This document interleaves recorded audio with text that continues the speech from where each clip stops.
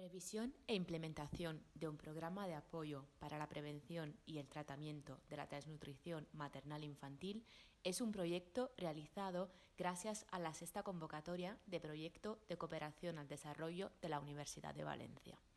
Change Onlus es una organización sin fines de lucro que opera en Madagascar desde 2011, mediante intervenciones sociosanitarias en el municipio de Ampefi, un pueblo rural situado en la región de Itasi, en Madagascar.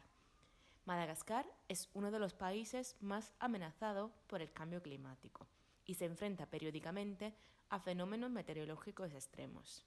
En concreto, las actividades previstas en este proyecto constituyen un complemento al programa de apoyo a la desnutrición que la asociación activó en 2016.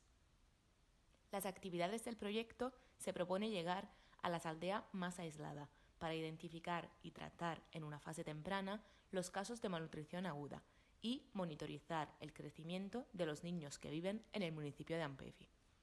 Los objetivos del proyecto fueron la reducción de la tasa de malnutrición materna e infantil y la mejora del estado de salud de las poblaciones más vulnerables mediante sesiones de educación nutricional y promoción de la salud en los primeros 1000 días. Valutación de la eficacia de la moringa como suplemento alimenticio durante el embarazo. Actualización del programa de apoyo al tratamiento de la malnutrición maternal e infantil.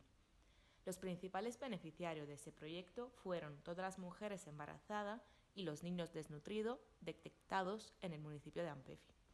Las actividades incluyeron la reestructuración de un pabellón hospitalario utilizado para las actividades y la actualización del material utilizado para la toma de las medidas antropométricas. La administración de cuestionarios para evaluar hábitos, conocimiento y prácticas durante los primeros 1000 días y la preparación y distribución de cápsulas de hojas de moringa y la evaluación de sus beneficios para la madre y el niño. Durante 6 meses se administraron 437 cuestionarios a mujeres con niños de 0 a 2 años.